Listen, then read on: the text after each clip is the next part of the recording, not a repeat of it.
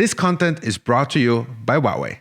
Network connectivity issues are the last thing you need while you work from home. But luckily, Riskwolf provides insurances in a digital expanding world.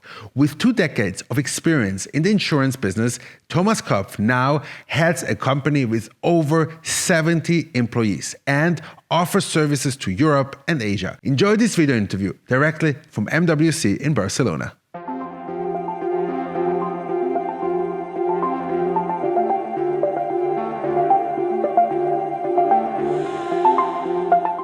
So welcome, Thomas. It's a great pleasure to have you here and to talk about your startup. And I'm very excited to get to know you better, get to know your startup better. Mm-hmm. And, as you know, for investors, one of the most important things is like who is leading this company, who is part of the team. So maybe get us started just by telling us a little bit who you are. I'm Thomas. I'm the CEO and co-founder of Riskwolf. And basically, I've started Riskwolf because I believe insurance and reinsurance industry needs to do better. And I basically formulated this belief in the last 20 years when I worked in the industry. And I have now a team also with René, my co-founder. I met René a couple of years back, 7 years back. He is the CTO and co-founder of Riskwolf. I worked with him on a large transformation project in Zurich. And what I learned with him, and also in terms of the cloud move, especially of the whole industry, both in the insurance vertical, also in other verticals, we've seen what are the abilities, what are the potentials, and that's also what also has driven us to found Riskwolf, because we believe there's a new way how insurance need to be embedded in the whole economy, especially in the new growing digital economy.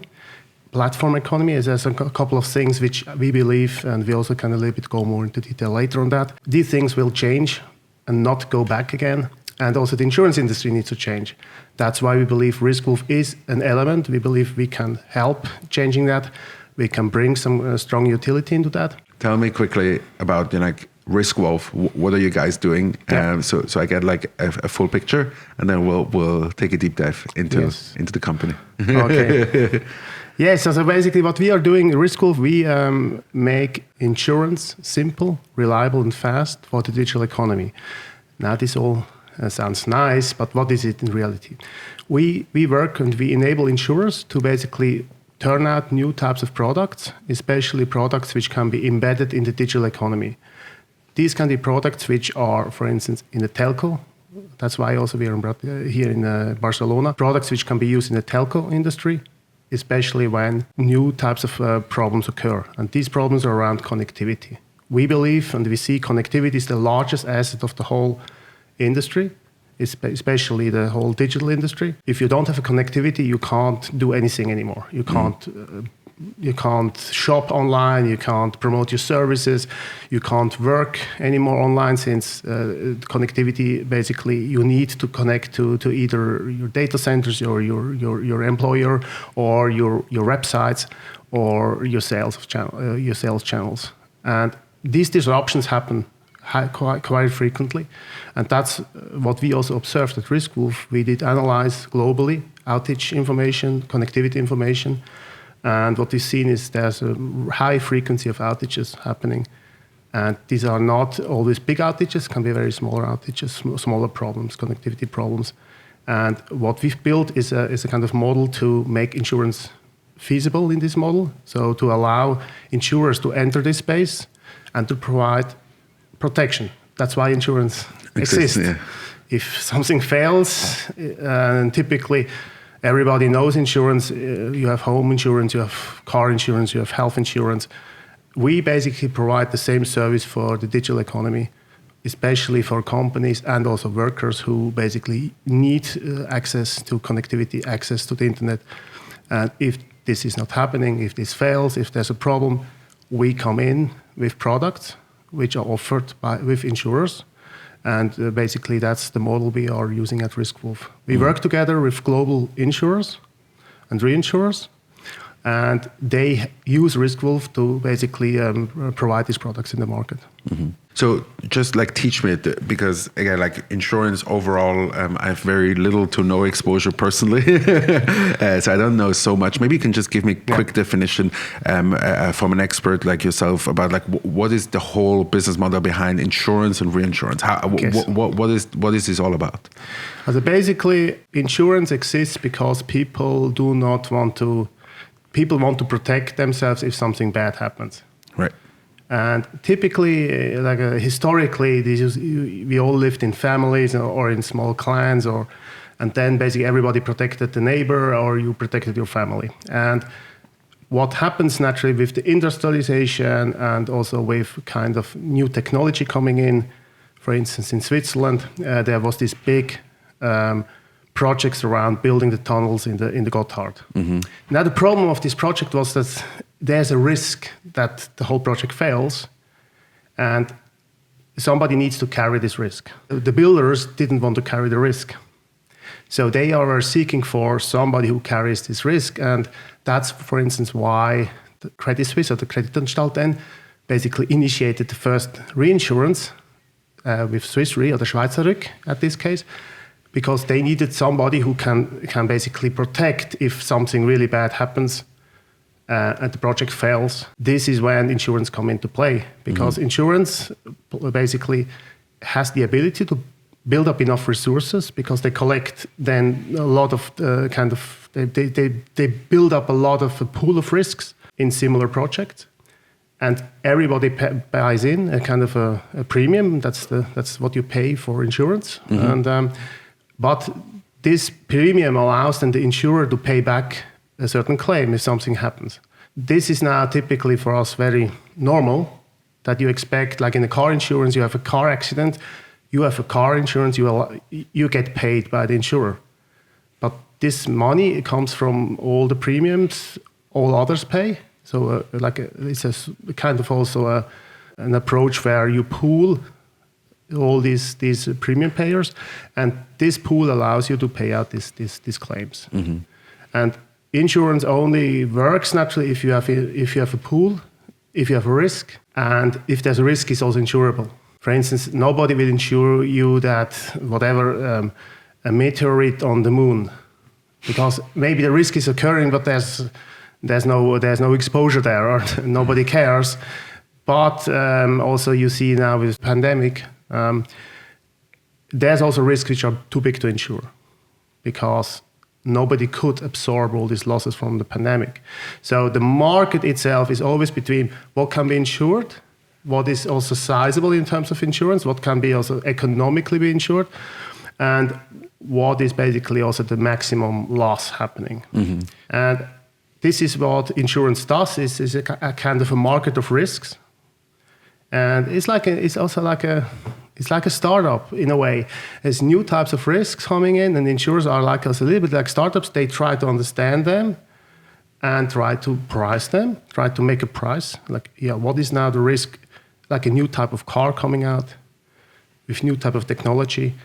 Insurers basically price then these risks, make it understand what can happen, and then basically they offer protection if it's feasible for them and economical. So in a way, it's something everybody of us uses, but we see that especially in the digital economy, new types of risks are coming. The world is not anymore tangible. It is tangible, naturally. We have our mobile phones, we have equipment, but also we use connectivity now, or we use assets which are on the cloud, a service. This call might be, or this interview might be now streamed to a cloud somewhere, or you might use another service to basically cut the interview or do whatever the editing. And all these assets are now not anymore really physical. Naturally, they're hosted somewhere, but the assets, the value chain is also now becoming digital. Right. And this is where we believe now new risks coming in, new risks coming up, whereas the traditional risks, like car insurance, property insurance, yes, they are there. But if, like Tesla is let's assume autonomous car driving is really the future, a lot of traditional car insurance will disappear, because you don't need to insure the driver. In future, you insure the car, not anymore the driver. So the driver insurance is replaced by a car insurance, which means one part of the insurance will go away. So insurers need to really be also very aware of these moves. And that's where we are at Riskwolf. So what I understand from Riskwolf is like you have a platform where you can insure intangible assets of your company or yourself. Okay. What we are looking at is the connectivity topic at the moment. Yeah. Especially that's one of the topics where we see all the new growing platform economy is depending on. At the moment, we're focusing on that. And we're focusing basically also on a certain kind of verticals. Since, again, we are a new startup, we want to focus on a couple of topics where we believe we can also position us. But generally, what we see is in future, it's for instance, when we're talking in Asia, we're looking at the whole consumer ecosystem and the consumer experience, the digital experience. And this is when you, for instance, you have a food delivery, you might have a ride hailing, you might have something on the e-commerce, you might also use services like online classes. And your whole digital experience is on the internet. You use these services. And what we see now is especially you want to be able as insurer to basically cover the whole digital experience, which means the type of insurance needs to be adjusted to what you do and when you do it.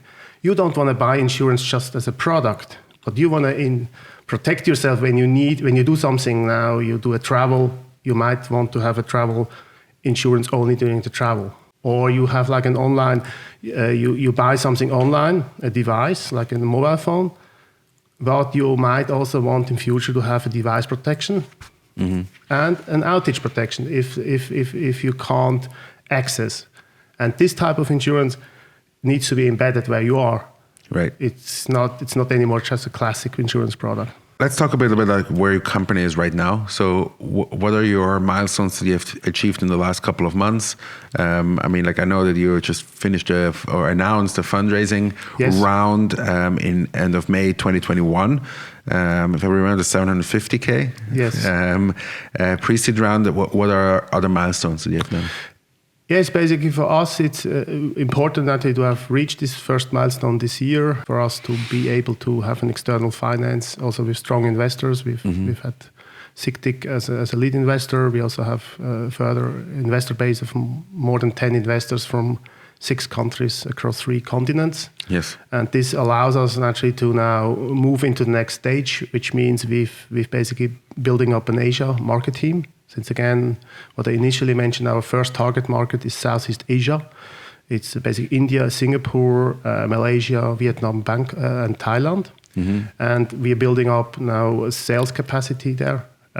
Also, we're building up our data capacity. We've hired a parametric expert in India, and we're also building up there the capacity to build up new types of products. We basically also currently signing a deal with a global top leading carrier with their Asia team, which covers 20 countries in the region. And this is something naturally we plan to close now the next couple of weeks and also hopefully announce it. And then with this carrier, with this capacity, we are launching our first product. This is a kind of a connectivity benefit product. Yep. And this one is a kind of now our goal to launch the product in the market.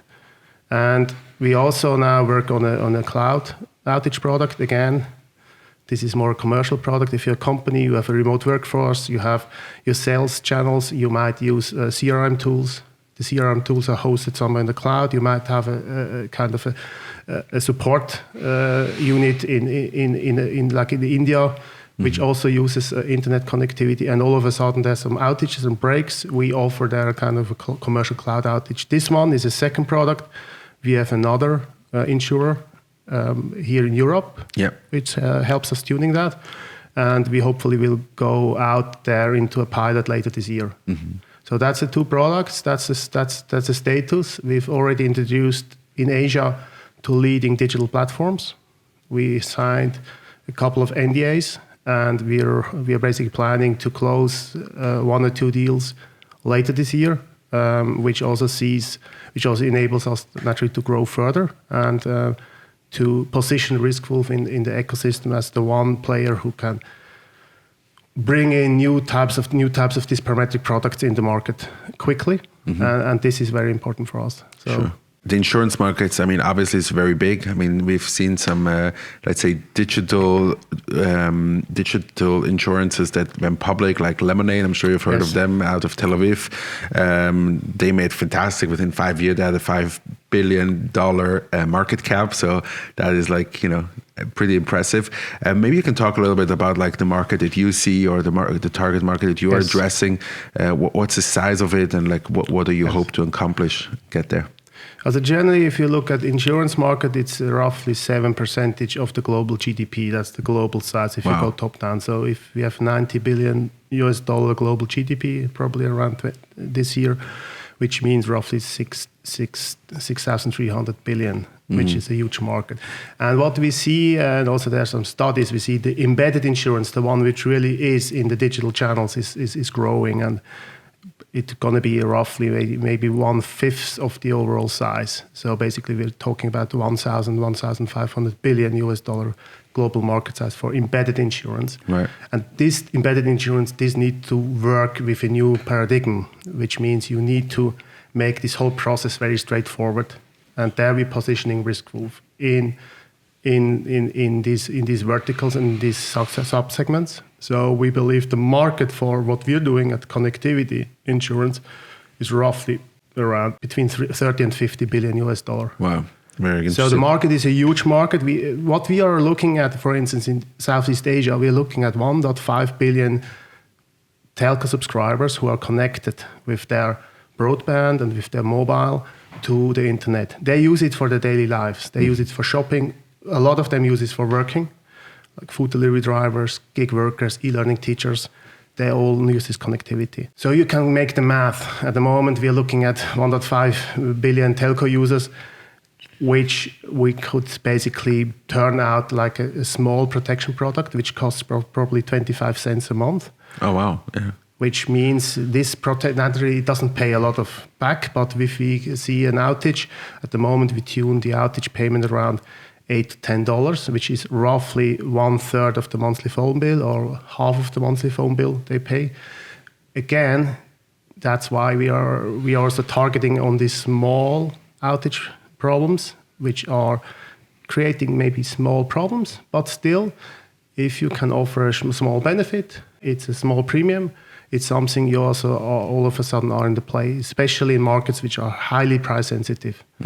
Since I'm from Switzerland, and the prices in Switzerland are anyway always double, 3 times as normal. But if you're looking in Asia, naturally there's much more sensitivity on the pricing side. Right. So you need to be able to offer small premium policies, which are embedded in an overall broadband offering. Right. So this is a market we're targeting, and we see here a premium volume around of 750 to 1 billion, which we are now working with our capacity provider to launch.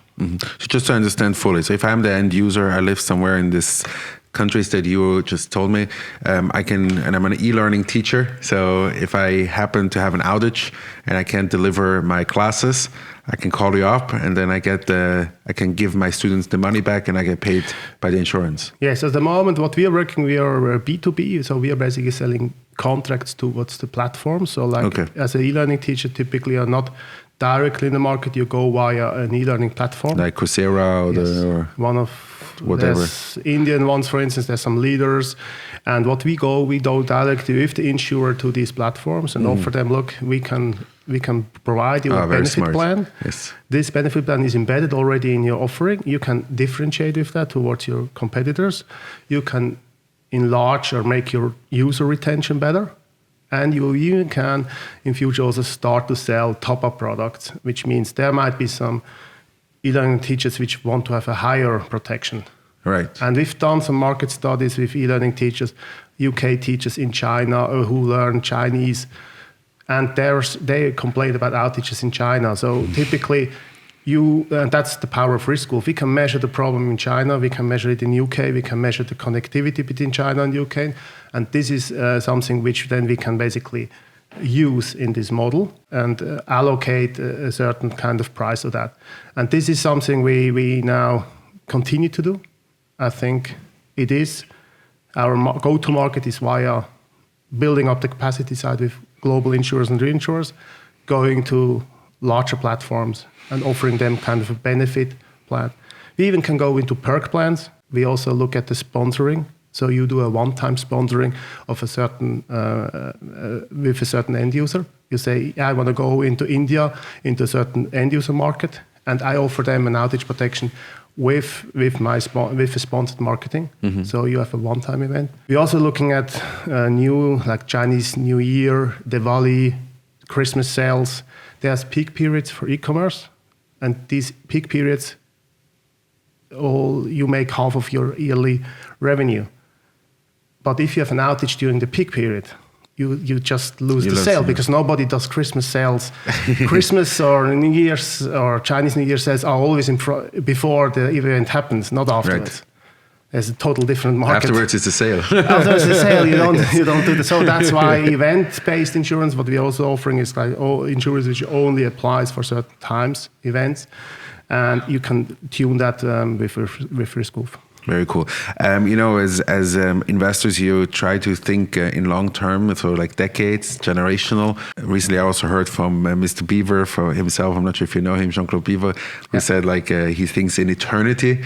So I would love to hear, where you would like Riskwolf to be in a decade from now. What would be kind of like your vision or your ideal outcome if you are looking into the future? Yes, naturally, nobody knows the future, so I'm naturally always enough, I would say. My goal with Riskwolf that we position Riskwolf as part of the parametric ecosystem, which means we can offer these new types of insurance like as a middleware in the insurance market. So we are used by insurers which go into digital economy, which want to offer this embedded product. So I see Riskwolf like as an operating system for this new type of insurance. Mm-hmm. So we are used in globally. So we have a global focus. We already are active or have been active in 18 countries between the US and Southeast Asia and even Australia. So we are basically looking at the globe. We are looking at the platform economy, and we want to embed Riskwolf as the provider of insurance in this platform economy, who is used by insurers and the reinsurers who want to build up new products. So what we see Riskwolf is there, we play a pivotal role in that. We have a strong platform, and I think that's what we are aiming at the next couple of years to reach that, and hopefully then we see that in 10 years. Generally, we believe everybody deserves an uninterrupted digital experience in a way. That is our little bit the belief beyond Riskwolf, which means, and we bring an aspect of protection into that, and we believe that is always required. The more advanced economies become, the more important insurance is. It's also why the Swiss I think Swiss has the highest penetration of insurance, but Swiss is also one of the most successful countries in the world. Why is that? Because you don't have to care about the stuff which happens, which you can avoid, which you can't avoid, but you insure it. So you can focus your brain as an economy on the stuff you're good at, and you can insure the stuff which is not unavoidable. Imagine you have to every day care about all the stuff which could happen and you don't have any insurance. Right. Then your brain would just be occupied with this. And we think that is what's happening in the emerging economies. People move into middle class and they want to protect now what they have, which means insurance plays a role. And we bring at Riskwolf this new type of insurance. Very cool. Tell me quickly, just to round up this part, about the revenue model. You briefly said before about the 25 cents that you're charging through the platform. But that's a premium. That's a premium that they pay. We are not charging that. We are basically charging.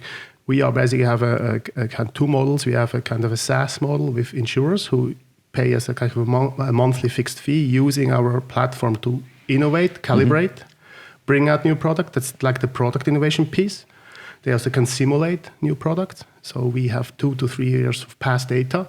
So that's important for actuaries and for these underwriters to understand the frequency of the problem, the severity of the problem. So for this one, we have like a monthly flat fee.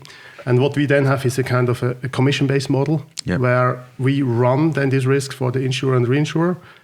on the platform, and this one is then a percentage of the gross written premium. So it's a premium model, which a commission model applying on the premium. So we would charge.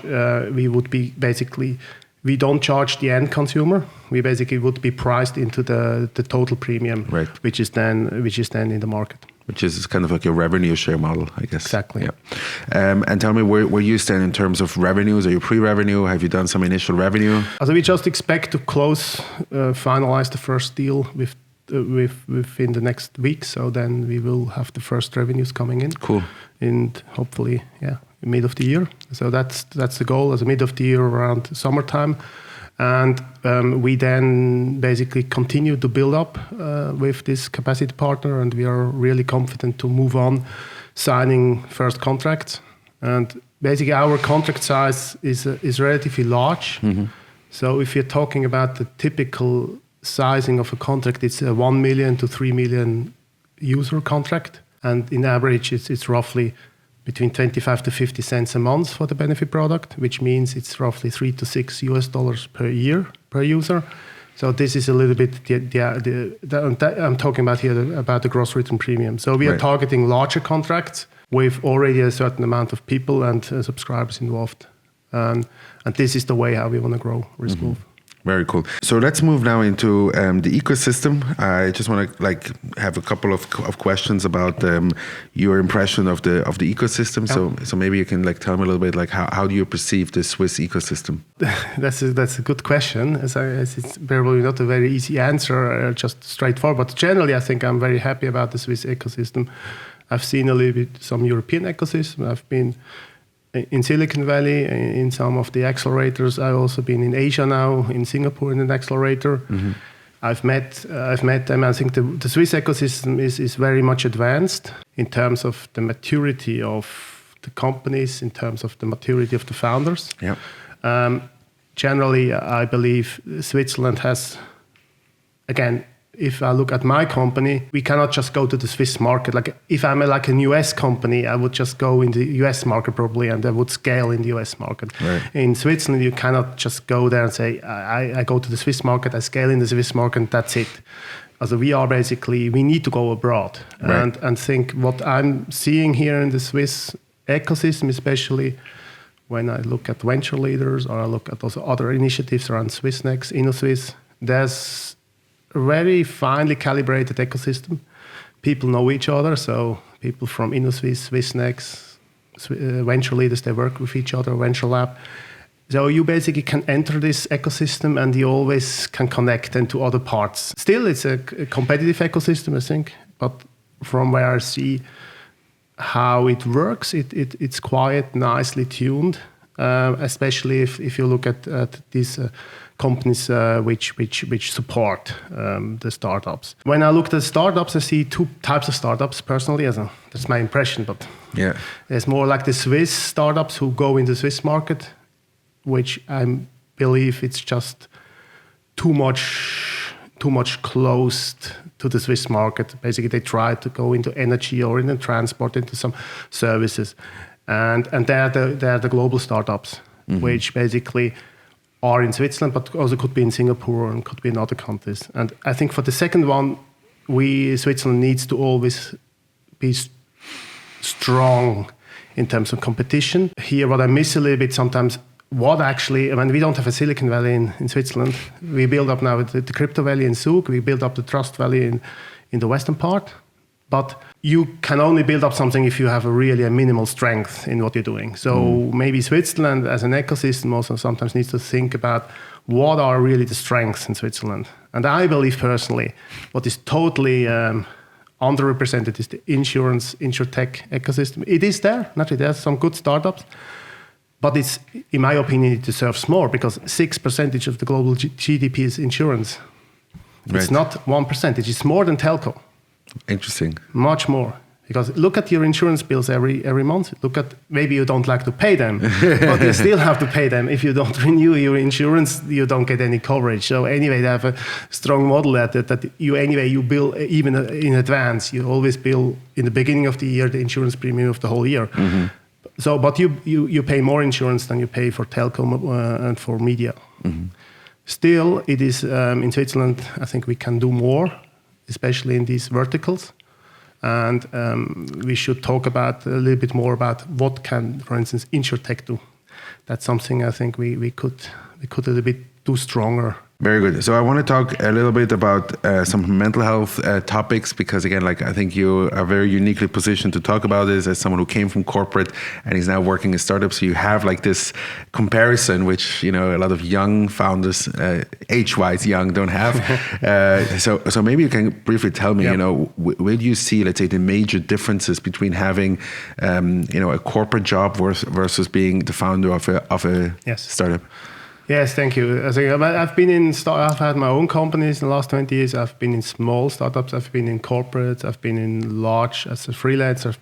I think I had any role possible in the last 20, 25 years. So probably that's definitely a topic. I think generally, I believe that the big difference between corporates and startup is, in corporates, you always have like a boss or somebody who gives you like the political whole games. Somebody tells you, yeah, that's what you need to do.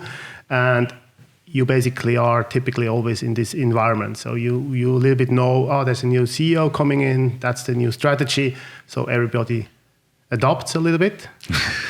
Whereas in startups, all of a sudden as a CEO, you are the one who create this environment. Right. For other people and for yourself as well. So there's nobody anymore to blame. You cannot say, oh, why is that working? That's all idiots here. Because you also hire the idiots. If you say, yeah, everybody's an idiot, then that's you. So it's your job to also then start to bring a really positive attitude in everything. So I think it's a positive attitude and it's expectation management. Right.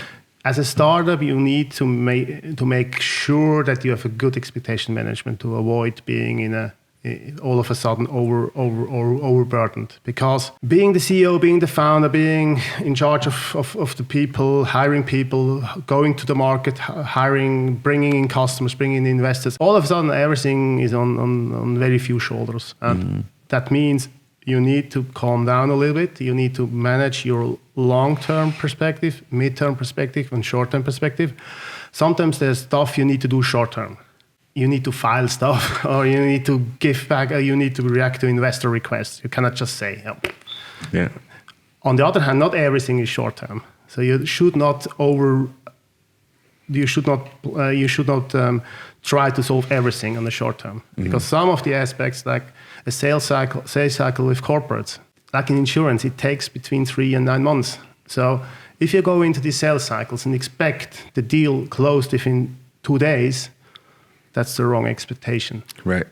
And you will fail, because you will lose all your nerves in your first 2 or 3 leads, and they're not coming, and they're not bad people, they don't like you, but you will start questioning, or you will start hurrying around, hustling around, trying to convince people. But the sales and the decision process in corporates is always committee-driven, commission-driven. I mean, I've been on the other side, and it's sometimes you have the wrong sponsor. So you talk to the wrong people in the corporate side, or the ones who can't decide, or the ones who don't have budget. So you might have the best sponsor, but the sponsor has no budget, he or she. So what do you need to do? You need to set up a mid-term perspective on your lead, and to understand who do you have to convince. What is the power game there? Especially that's more for B2B startups. But I'm more into the B2B startup scene, and also I would say I'm not really qualified to talk too much about the B2C aspect. Right. But on the B2B end, on the corporate end, I think manage expectation. Right. And never try to hustle yourself into short-term activity when it's just meaningless. Don't do stuff which is just not needed. Reserve your energy for the stuff which is required to move ahead, which means build up trust with your partners. Build up strong legal contracts with your partners, with your providers. Invest into that. Don't try to hustle everything with short-term fixes. Also on the IT side, what we've decided at Riskwolf, we build an internal IT team. We're not just going to Eastern Europe and doing that there. Our IT team is in Bratislava. My co-founder René is in Vienna. It's 20 miles, 30 miles. So they can meet each other. Naturally, with COVID, it's a little bit difficult, but typically they can meet each other. And we have done now 10 hackathons in the last 2 years. also during COVID. So we meet as a team. Right. And that's for me also important. Meet your people, especially when you have different people, especially for us, if you're a remote first company, you need to build up your culture and you need to trust your people, since they at the end run what you're planning. They run the platform, right. they're on the sales, so you need to build up their capability. And as a founder, then you have to a little bit go back. What's your favorite book? Yes, if I pick one, I really like Umberto Eco, In the Name of the Rose. It's a historic book, and it's about a priest who basically there's a conflict in the church, in the Catholic Church, between two parties, and he has to mediate. And he goes into this castle in northern Italy, in the Piedmont, and he has these two parties, and all of a sudden people start to die. All the priests start to die, and he has to now to find out why do all these people die. It's like a detective story. And you might know the movie, but the book is really, very nicely written about all these different like religious aspects, and also the people believe in something, the people follow other people, and some people are killed. So what do you do now? And the priest, who is basically the guy who is in charge of the mediation, he is interested in the truth only. And then you see this challenge between the truth and the religious beliefs. And I think it's a very nice book written, which is applicable also today to a lot of things on the global world. I'll look into it. If you could decide exit or IPO, and why? I would say at the moment I am looking the next step. So for me, the future is unknown. So for me, I want to bring Riskwolf to the next step, to basically position Riskwolf in the ecosystem. And that's what I'm targeting. What is a successful entrepreneur for you? For me, a successful entrepreneur is somebody who can get up in the morning and be positive and bring some change every day. If you think of one reason your startup could fail, what would it be? Definitely in the insurance industry I'm located, where I'm focusing on is time to market on this type of new model, this parametric model. Right. So we see there's an education gap, and we want to bring in the right people, the right partners who help us closing this gap. But this is definitely a topic. And what is success in life for you? Yeah, it's a good question again. I think for me, again, going back, it's stay positive. Have a positive opinion about every day, about every interaction, about everything you're doing. It's sometimes difficult, but try to find out the good options. Try to find out the right ways how to deal with and stay positive. Mm-hmm. And the last question for today is what is the best advice you have ever gotten or that you would give over to the next generation? Back in early 20s, I was not able basically to present in front of people. I was just not able to do that during early stage university. And the best advice is I took an NLP training for 6 months, and afterwards I was able to do it. I was able to go in front of a big class, 200 people, and present. And the advice was a little bit based on my late father, who basically also then ran away from something he failed once, like a school. And I took this advice a little bit as if you fail in something, yes, you do something against. And I think that's you bring yourself you train yourself, or you do something which brings you back. And I think that's, for me, was a strong advice. Very good. Thomas, thank you so much. I really, really appreciate your time, and I wish you much success on your journey with Riskwolf and taking it to the next level, next steps. And I appreciate for being here today. Thanks, Cedric. Likewise.